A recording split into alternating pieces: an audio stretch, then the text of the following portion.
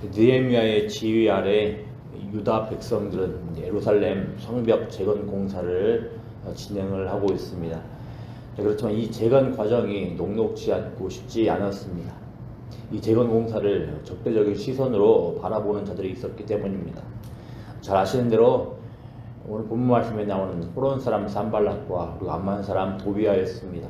이미 이들이 유다 백성들의 성벽 재건 공사를 반가워하지 않고 방해할 거라는 생각은 이미 느헤미야 초반부터 언급되었었습니다. 느헤미야 2장 10절에 그리고 2장 19절 20절에서 산발락과 도비아는 느헤미야를 향해서 유다 백성들을 향해서 적대적인 모습을 보였습니다. 특히 예루살렘 성벽 재건 작업이 실제로 진행될 때마다 이 대적 세력들의 분노의 강도가 더 세지고 내용도 더 길어지고 있음을 봅니다. 동시에 이 대적 세력들을 맞서는 느헤미야의 반응도 더 세지고 구체화되고 있음을 봅니다. 2장 10절에서는 단순히 산발락과 도비아의 적대적인 모습을 간단하게 언급을 하고 있을 뿐이고 이에 대한 느헤미야의 반응은 언급되어 있지 않습니다. 그렇지만 2장 19절 2절을 보면 더 구체화된 산발락과 도비아의 적대적인 반응에 대하여서 느헤미야는 처음 반응을 합니다. 여기에서 느헤미야는 하늘의 하나님께 이 모든 것들을 맡기고 대적 세력들을 단호하게 배척하는 하는 모습을 보입니다. 그리고서 이제 본격적으로 성벽 재건 공사가 진행되는데 역시 오늘 본문 말씀을 통해서 산발락과 도비아의 적대적인 모습이 등장을 합니다. 훨씬 더 길게, 훨씬 더 구체적으로 언급됩니다. 이와 동시에 느헤미야의 반응 또한 훨씬 더 강하게 언급됩니다.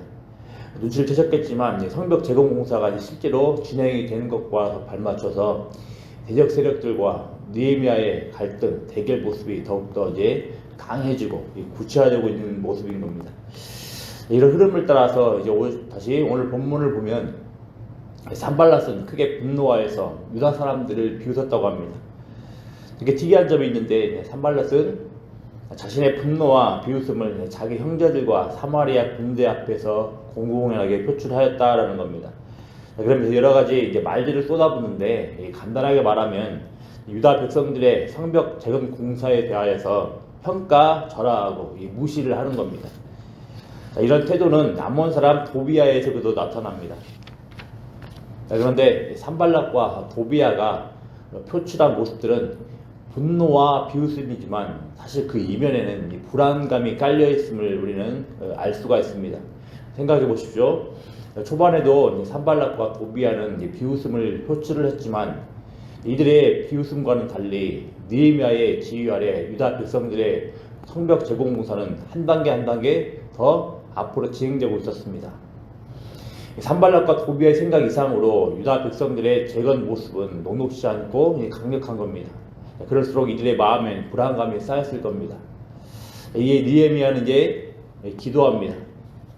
여기서도 마찬가지로 느헤미야는 자신이 직접 나서서 대응하거나 싸우지 않고 하나님께 맡기고 있습니다. 특히 하나님의 공의와 정의에 호소하고 있는 모습을 보입니다. 살짝 비틀어서 언급을 하면 눈에는 눈, 이에는 이라는 관점에서 호소를 하고 있습니다. 느헤미야는 자신들이 산발락, 도비아로부터 업신여김을 당하고 있는데 곧 능욕을 당하고 있는데 이 능욕을 산발락, 도비아에게 돌리사 노락거리가 되어 이방에 사로잡히게 해달라고 하나님께 요청을 하고 있는 겁니다. 사실 용서라는 말씀에 우리 너무 익숙해져 있는 우리에게 느헤미야의 이런 기도들은 약간 문제가 있어 보입니다. 그렇지만 사실 눈에는 눈, 이에는 이의 관점에서 보복하는 것은, 복수하는 것은 약자를 보호해주기 위한 최소한의 법입니다. 따라서 느헤미야의 기도는 약자의 보호를 위하여서 이런 법을 주신 하나님의 정의와 공의에 호소하는 기도인 겁니다. 대적들 앞에서 우리는 아무것도 할 수 없으니 공의 하나님께서 공의 하나님께 문제 해결을 요청을 하고 있는 것입니다. 특히 성벽 재건을 위하여서 느헤미야와 유다 백성을 움직이신 분은 하나님이십니다. 따라서 산발락과 도비아는 단순히 느헤미야와 유다 백성을 향하여서 분노하고 비웃는 게 아니라 하나님께 하고 있는 겁니다. 또 느헤미야는 하나님의 성품에 이제 반하는 내용의 기도를 드리고 있는데, 본래 하나님은 악을 덮으시고 죄를 도말하시는 분이신데, 느헤미야는 대적들의 악을 덮어주지 마시고 대적들의 죄를 도말하지 말아달라고 기도를 합니다. 왜 얘기했습니까? 대적들은 지금 건축하는 자 앞에서, 곧 유다 백성은 지금 하나님의 뜻을 따라서 성벽을 재건을 하고 있는데, 자, 이 유다 백성들을 향해서 분노하고 비웃고 있습니다. 이것은 궁극적으로 하나님을 주를 노하시게 하는 행위와 태도들을 이해하는 겁니다. 따라서 느헤미야의 이 기도는 대적들 앞에서 아무런 힘이 없는 자들이 하나님께 정의와 공의를 시행해달라는 요청인 겁니다. 마찬가지로 우리가 이 세상에서 하나님의 뜻을 따라 살아가고 또 교회를 세워나가며 하나님 나라 확장 과정에 동참하고 있을 때 세상에 많은 분노와 비웃음, 방해, 훼손을 겪게 마련입니다. 이때 어떻게 반응을 해야 되겠습니까? 일일이 우리에게 주어진 힘을 가지고서 다투고 싸울 것입니까? 그럴 때 오히려 더 꼬이는 경우가 많습니다.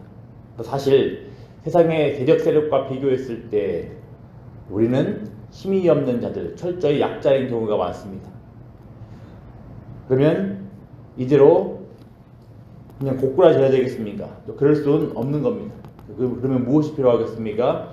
느헤미야에서는 처음 성벽 재건을 위한 마음을 품을 때부터 왕 앞에 나아갈 때까지, 또 왕 앞에서 필요한 자원을 받을 때도, 그리고 성벽을 재건할 때도 늘상 기도하는 모습이 언급됩니다.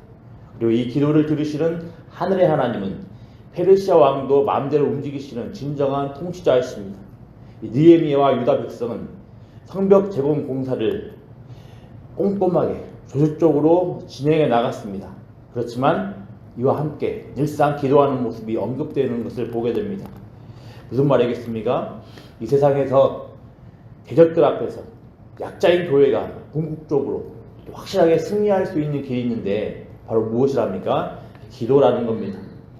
약자인 교회가 정말로 의지할 분은 대적들의 위협 앞에 아무것도 할 수 없어 요청하는 정의의 하나님, 공의의 하나님의 도움이 필요한 거라는 겁니다.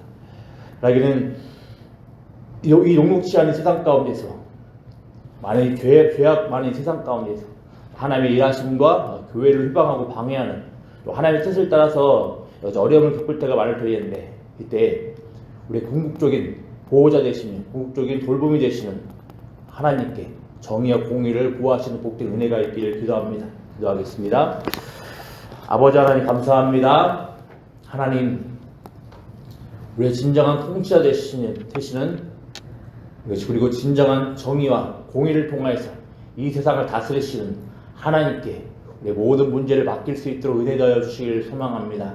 아버지, 섣불리 우리의 힘을 가지고서 나서며 싸우거나 다투지 않게 하시고 우리의 모든 문제를 해결해 주실 분은 오직 여호와 하나님 한 분뿐이오니 이 하나님께 맡길 때 진정한 해결책이 있고 진정한 도움과 보호를 받을 수 있다는 확신 가운데 하나님께 강구하며 기도하며 나아갈 수 있는 복의 심령들 낼 수 있도록 은혜 더하여 주시기를 소망합니다. 그래서 아버지 하나님, 우리가 하나님 뜻대로 이 세상을 살아갈 때 여러 가지 원치 않는 여러 가지 대적들과 여러 가지 어려움과 회방과 방해를 만날 터이는데, 이 모든 과정 가운데서 우리의 진정한 도움과 보호자 되신 하나님으로부터 풍성한 도움을 얻으며 또 하나님의 도움을 입었느라고 경험하며 나아갈 수 있는 복된 간증이 있게 하여 주시옵소서. 감사드리며 예수님의 이름으로 기도드리옵나이다. 아멘.